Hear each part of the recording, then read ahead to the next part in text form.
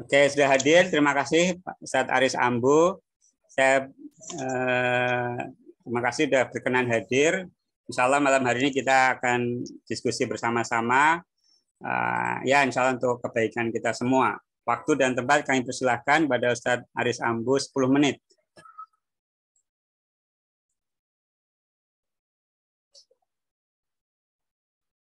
Oh iya. Ya. Bismillahirrahmanirrahim. Assalamualaikum warahmatullahi wabarakatuh. Waalaikumsalam warahmatullahi wabarakatuh. Alhamdulillah wa kafa wassalatu wassalamu ala habibina Mustafa wa ala alihi wa sahbihi wa sallam amma ba'd. Sebelumnya ini suara jelas lah? Jelas, udah. Jelas. Jelas ya.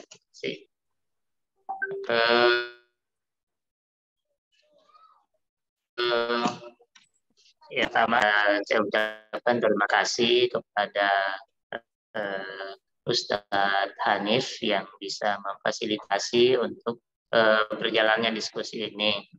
Tentu saja dengan diskusi ini kita mencari sesuatu yang menjadi solusi dan mencari kebaikan bersama. Ya. Jadi kemarin itu kan jadi saya di sini bukan sebagai pihak PAS ya, bukan sebagai pihak PAS atau yang mewakili, tetapi saya hanya sebagai yang netral yang kemudian ditawari oleh Ustadz Hanif Asep untuk mengajukan pertanyaan-pertanyaan saya yang sebagaimana saya sampaikan di komentar salah seorang saudara kita yang dan statusnya itu ya. Kemudian beliau Ustadz Asep Ustadz Hanif menyarankan kami untuk adanya diskusi yang kemudian pertanyaan kami diajukan pada forum diskusi itu. Nah, pada malam hari ini alhamdulillah kita bisa dipertemukan. Pertama, masalah PAS ini sesuai dengan komentar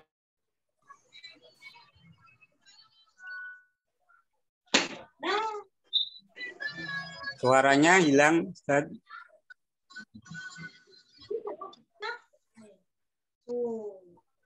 Diam ya. Saya gambaran dan penjelasan. Pertama,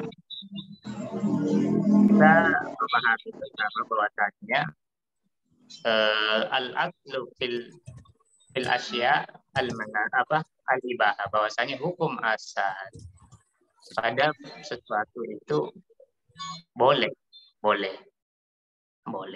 Dan kemudian diturunkan juga yang lebih spesifik daripada kaidah ini, yaitu al-aslu fil manafi al-ibahah, bahwasanya hukum asal yang mendatangkan manfaat, ya hukum asal yang mendatangkan manfaat atau memberi manfaat itu boleh. Berhubungan dengan masalah pas al-kasawi, ya bagaimana bisa ditangani dulu untuk suaranya.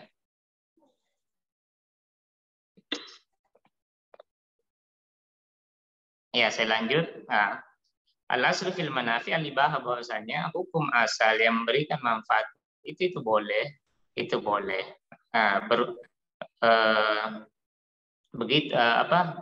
Nah, berhubungan dengan pas al-qasa ini masuk di dalamnya, karena selama dia tidak ada sesuatu yang haram, kemudian dengan menggunakan metode yang haram, nah ini saya rasa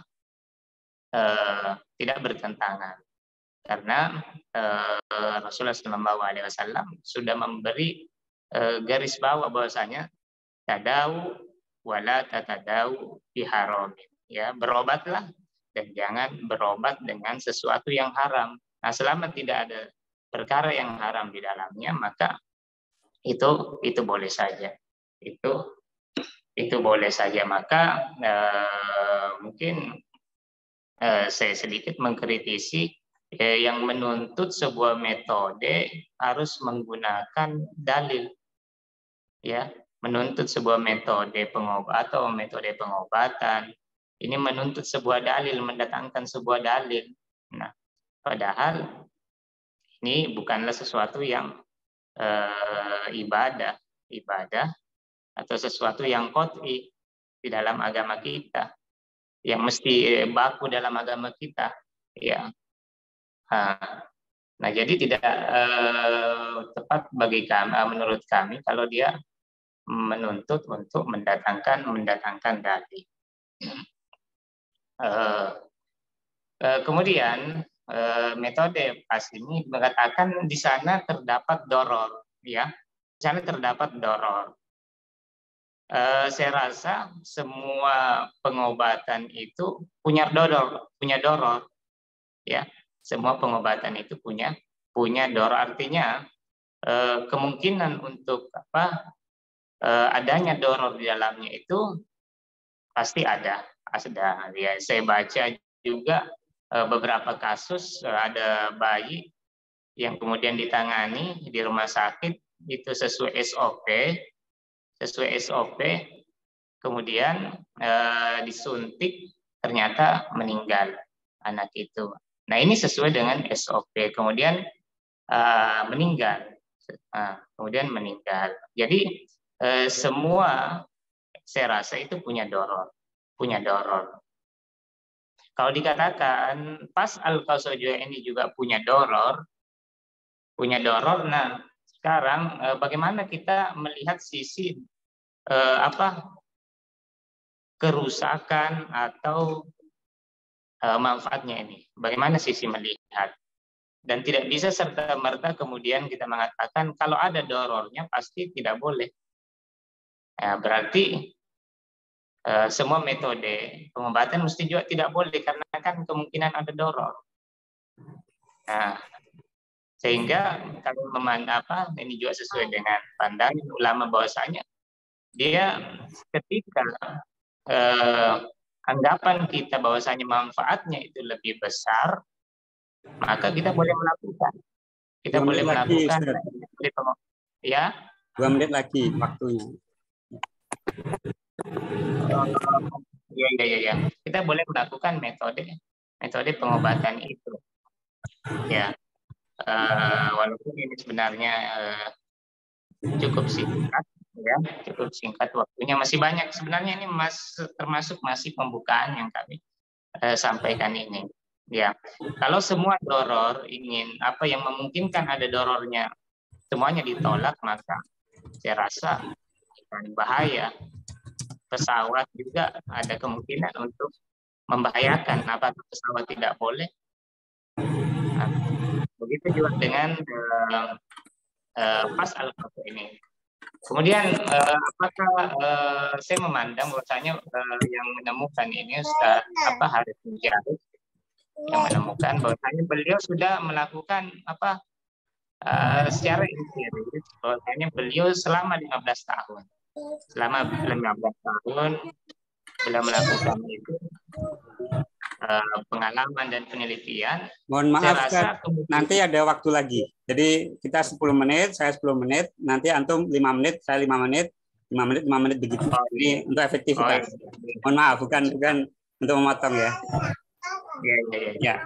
Okay. Ini nggak ada moderator lah. Enggak, nanti saya jadi moderator tapi di sesi kedua. Nanti kita buka pihak lain yang antum bisa nambahkan lagi.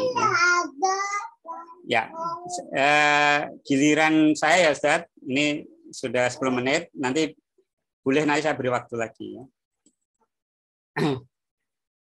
Oke. Gimana? Nggak ada masalah Ustaz?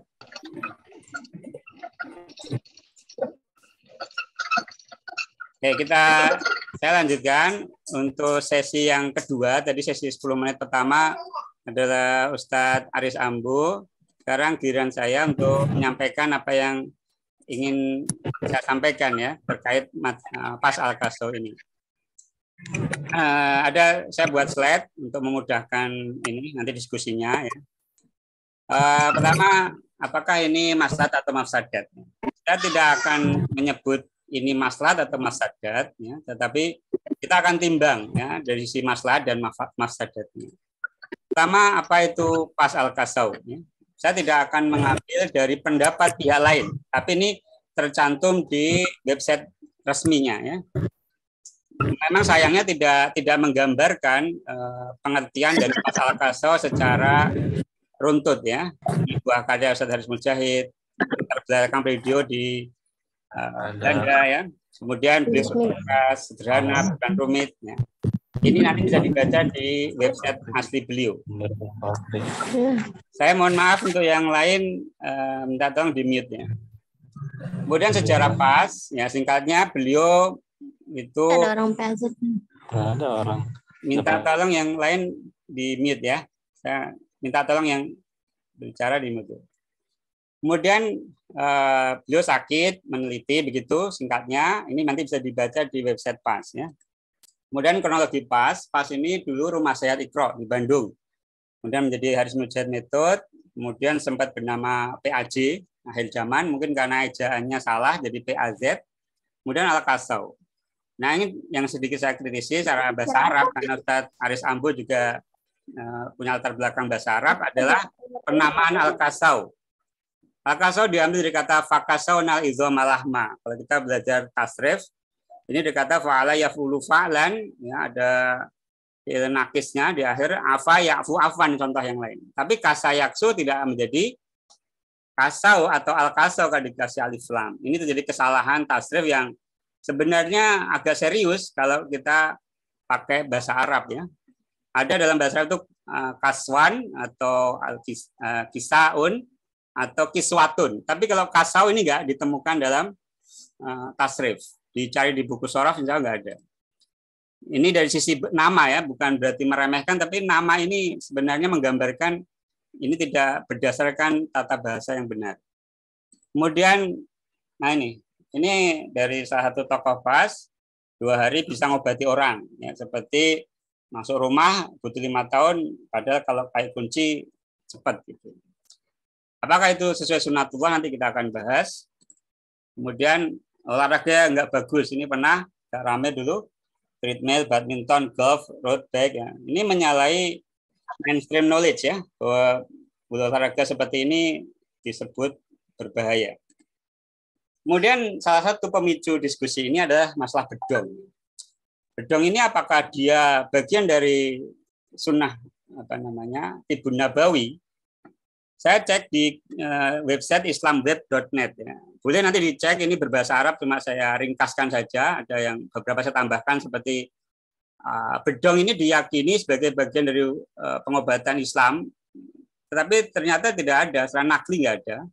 Ini hanya adat. Bahkan di website itu juga disebutkan ini hanya adat, tidak ditemukan. Bisa juga ada di Jawa. Hukum asalnya memang boleh, tapi kaidahnya la dororo wala diror. Nah, yang menarik pandangan dari ulama yang menjawab di konsultasi ini, bahwa ini tergantung pendapat medis.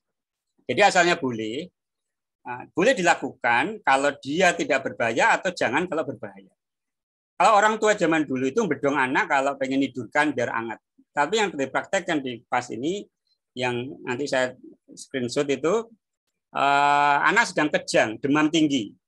Secara pengetahuan umum ini bisa di googling, anak demam tinggi dan kejang seperti itu ada cara menanganinya. Atau kalau minta tolong ya ke ahlinya, ke GD dan sebagainya. Dan itu terjadi kefatalan. Tanggung jawab pengobatan, ya. Benar boleh, asalnya boleh, mau kerokan, pijet, kiropraksi itu semua boleh. Tetapi ada hadis yang menjadi semacam rambu-rambu, mantatop baba walam yulamin hutibun qabla dzalika fawadhamin. Jadi kalau nggak paham ilmunya, ya dia tanggung jawab. Sama-sama meninggal gitu ya. Yang satu pakai ilmu, pakai SOP secara ilmiah ya. Tapi yang satu enggak, yang enggak ini bertanggung jawab.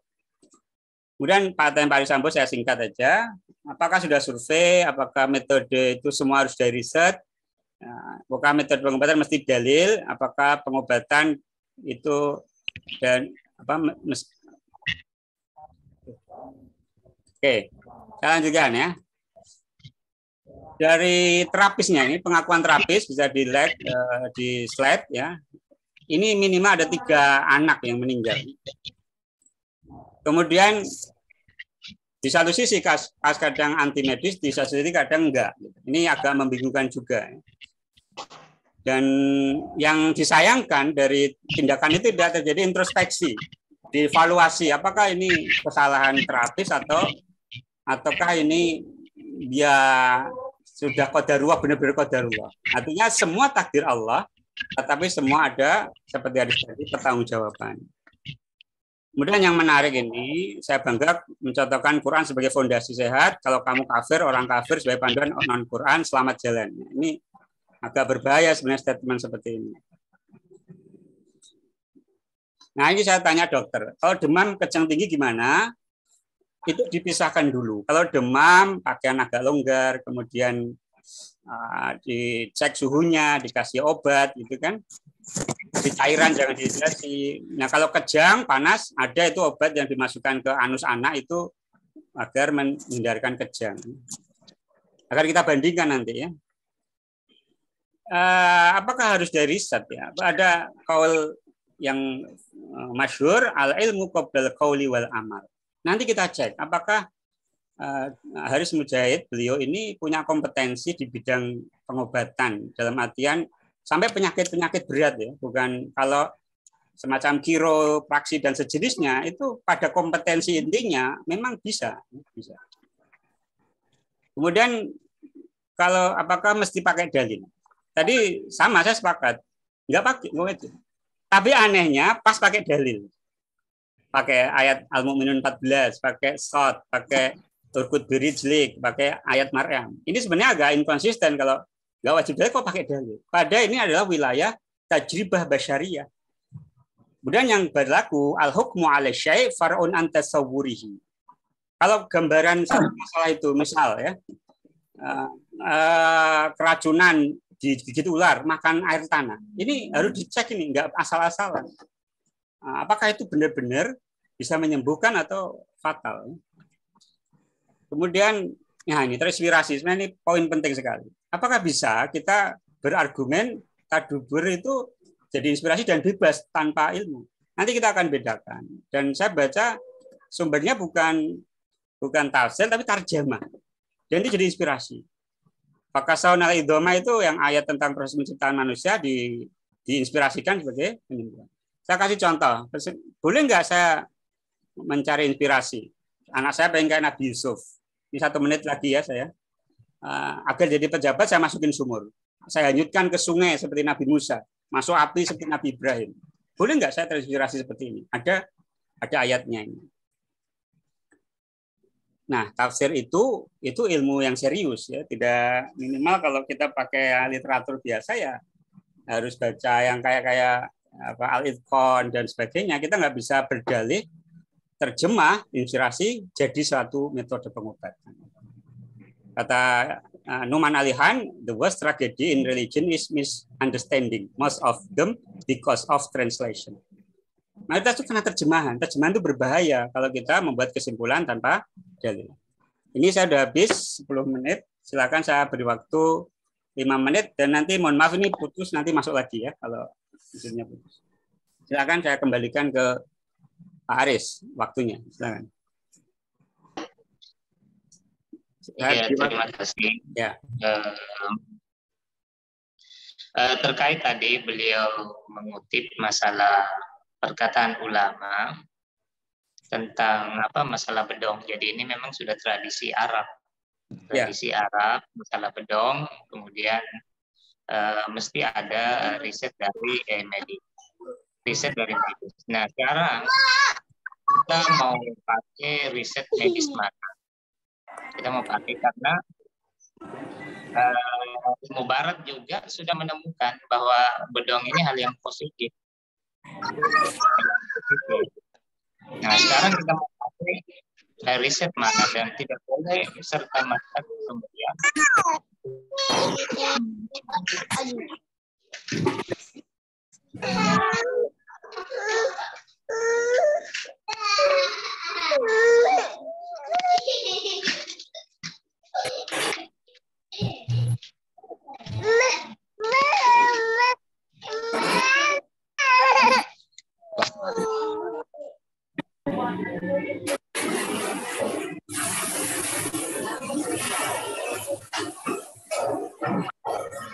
Ya. Jadi masalah perbedaan penemuan.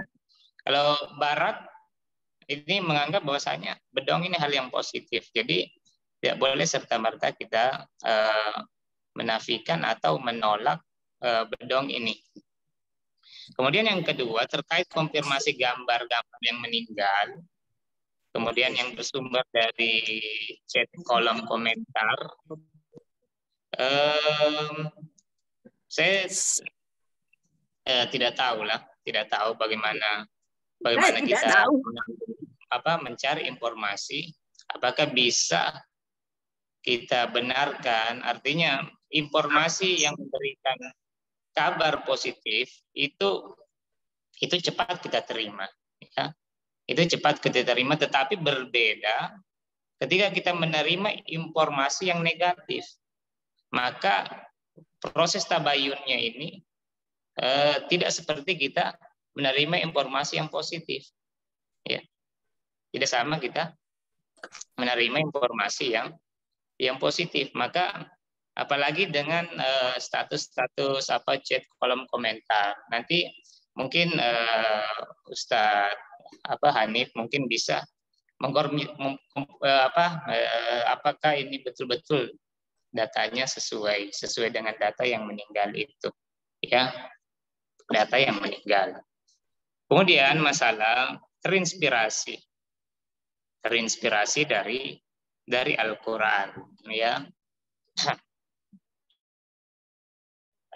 Firman Allah Subhanahu Wa Taala Al-Quran, apakah tadabburi Al-Quran? Tubi rahimahullah beranggapan bahwasanya mentadaburi Al-Quran itu wajib. Nah, maka tidak ada pengecualian di sini. Maka semua hamba Allah itu wajib mentadaburi Al-Quran, ya, dalam tanda kutip yang mukallaf, ya.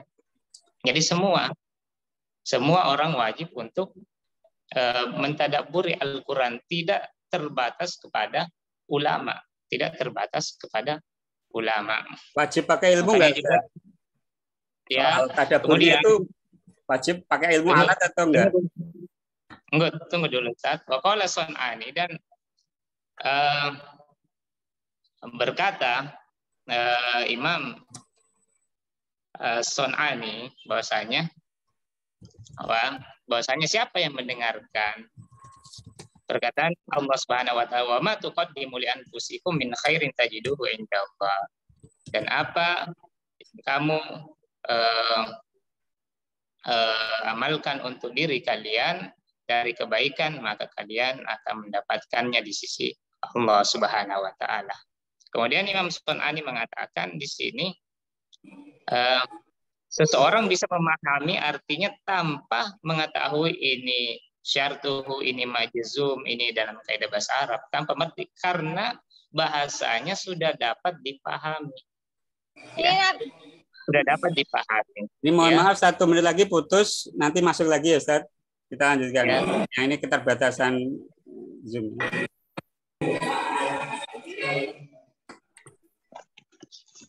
Bagaimana? Ini nanti ya Zoom-nya akan putus, nanti kita masuk lagi ya. Untuk lanjutkan, kita lanjutkan sesi kedua ya. Ya Allah, astagfirullah. Ya, mohon maaf, nanti yang ingin ke sesi kedua, kami persilakan untuk klik link yang sama ya. Karena ini kita pakai yang 40 menit putus.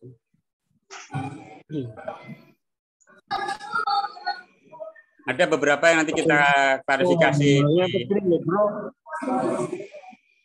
Ya.